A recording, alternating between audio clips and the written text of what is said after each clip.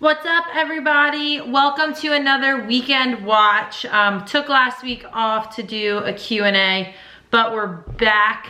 March lacrosse is finally here. February, I feel like, is a time where teams are still figuring each other out, figuring themselves out.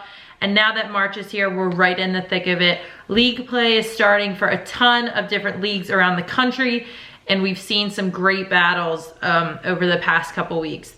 This week, again, like always, there are so many great games to watch, but I've chosen 4 really key marquee matchups for this weekend. So let's dive right in. Got my water, got my computer, got my notes, ready to go. So Friday at 5 p.m., USC is going to Colorado to play. So the Pac-12 is kind of interesting because in the Pac-12, the teams play at home and away. So unlike a lot of different leagues where you only play each other once, in the Pac-12, each team plays each other twice, which is kind of fun, kind of exciting. Colorado and USC are meeting for the first time this year. Colorado is 3-3. They've kind of had a funky season. They have some big wins over Stanford and Virginia Tech. Stanford just beat Stony Brook, and Virginia Tech is just coming off of a couple big wins. They also have some big losses against Florida and Stony Brook and Michigan. So it's gonna be interesting to see which Colorado team comes out of the gate ready to go. Miranda Stinson has 27 points for them. She's an awesome midfielder. Likes to dodge from the top, will take people down the side, fight for the middle, constantly has her head up and goes hard to cage. She can use her right and left.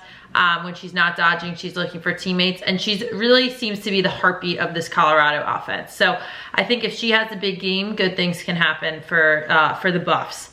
On the flip side, USC is sitting at 6-1 right now. Their lone loss is to number 1 BC. I believe they only lost by 3. So it was a tight battle there.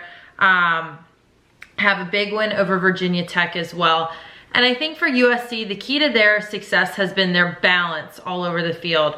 You know, Aina, Donovan, Huff, McMahon, and Concialdi. Goodness, those are some last names. The 5 of them combined each have 16 to 18 points, which when you get into April, that'll be 30 to 40 points, May 40 to 50. And that's the kind of offense you want. You want everyone to be a threat. You want everyone to look hard to cage, be able to score, feed, dodge, what have you. And they seem to have found that rhythm.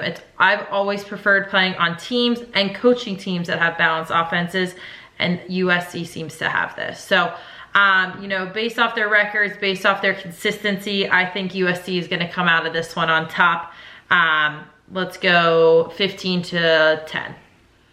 Now, switching over to Saturday. Saturday is a huge day for women's lacrosse. Lots of games being streamed online, which is awesome. If I can say one thing, it's I wish they were at different times, because a lot of these games are at 12 and 1 p.m. and it's so hard to watch, especially as an avid fan. So, just a sidebar.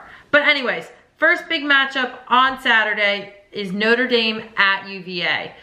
So this is kind of a tale of 2 very traditional powerhouses within the ACC and just in general. Both teams play pretty traditionally, man-to-man defense. You know, they're not super flashy in terms of their stick work. With that being said, their adherence to the fundamentals, their ability to master the fundamentals and go hard and have a lot of fun while they play makes them exciting to watch. It allows for some creativity, and you do get the little bits of flash here and there. So I think both of these teams are very similar to each other, which I think is going to make a fun matchup come Saturday. UVA is 6-2. They had a really close battle with UNC last weekend. I believe they only lost by 1 in the last couple minutes. UVA, you know, has had a couple down years, but it seems to me that their offense and their defense has just figured it out.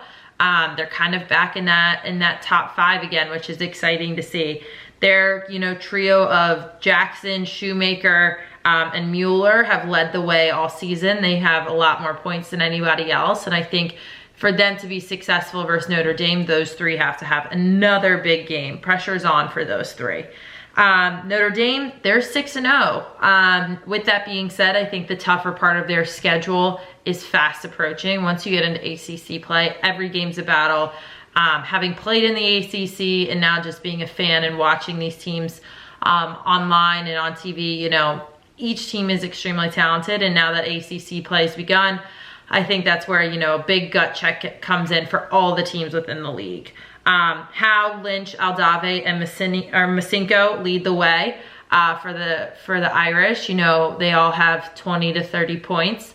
And again, similar to USC, just a balanced offense. They figured out a way to get the ball in everybody's hands. And, you know, the supporting cast comes up huge either on the score sheet and tally sheet, or they do the little things like the ground balls, draw controls, cause turnovers. So I think this is going to be a really close battle. I think it's going to be a fun matchup because I think they're so similar. I think UVA is going to come out on top 14-11 though. That's my bet. All right, moving from ACC to Big Ten play. Penn State is heading to Ann Arbor to go play Michigan. Now this time last year, Michigan stunned Penn State and a lot of people in the country in the lacrosse world with this amazing last second shot to win the game. She was like at the 12, if I remember correctly. 6 seconds left to go. Ball shoots up into the air, knocked down. Here comes Michigan. They have an opportunity. 2 seconds. 1. Kane with the shot. Oh my It went in. It went in. It's It was a good goal. Huge victory for them, huge win. That was like a great top 10 victory for the Blue. And I think they've carried that into the season. You know, Michigan has started this season at 9-0, which is a program best. They've beaten Towson and Denver and Colorado and Dartmouth. So they're not playing, you know, just nobodies. They're playing these great teams and have done really, really well. Grass, Pandino, and Muir each have 25 to 28 points. So again, your top girls are sharing the ball. It's a balanced offense, and it's making everyone besides one person a threat, which is key if you're going to be able to have success against good teams, which Michigan has. They have a great coach in Hannah Nielsen. She's a Northwestern grad, an Australian national team member, and just a great coach. And so I'm not surprised at all that they're doing well under her command. Penn State is, on the other hand, has Missy Doherty, another fantastic coach, incredible coaching staff, Steph Lazo, Amy Altig, Katie Schwartzman, or Katie Haas, one of my teammates now. But they've had an interesting start to the season. They're 4-3. They lost to JMU, just coming off a win against Albany.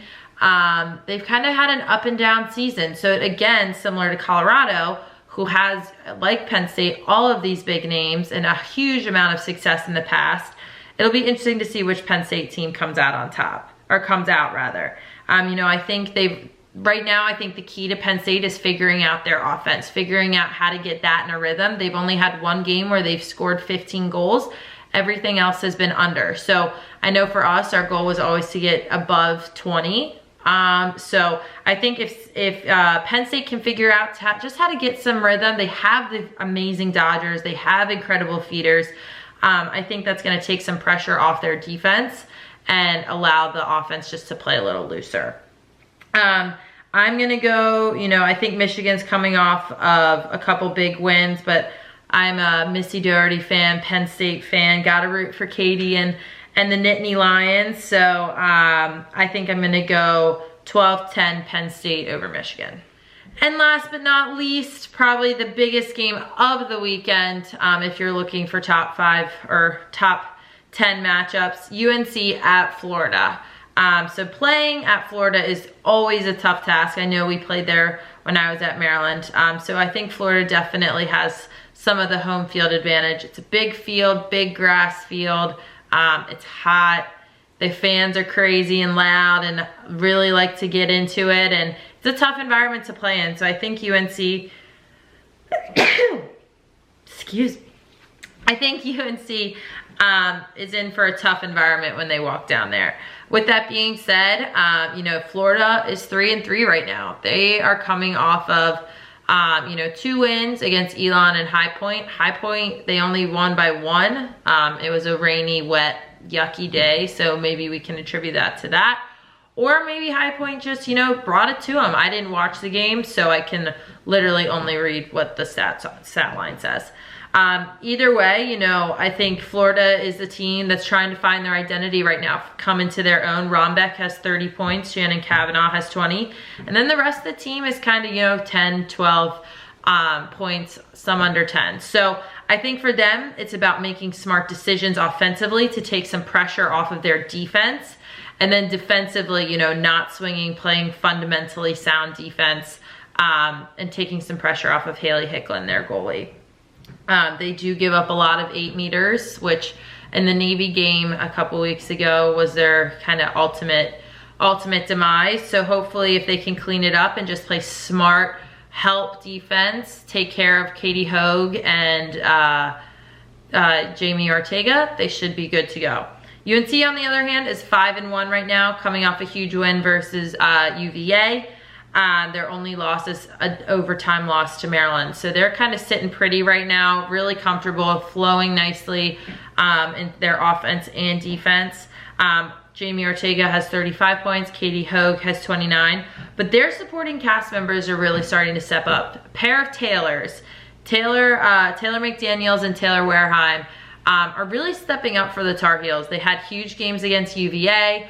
Taylor Wareheim is a freshman, Taylor McDaniels is a sophomore, so they're still trying to figure out kind of what to do, where their place is, their role within the offense, and they're really stepping up at the right time. So I'm sure Jenny Levy and her coaching staff are really pleased with that. You know, their bigger guns are holding strong, and their, you know, supporting cast is coming in strong as well. So I think they're gonna have a great day against Florida.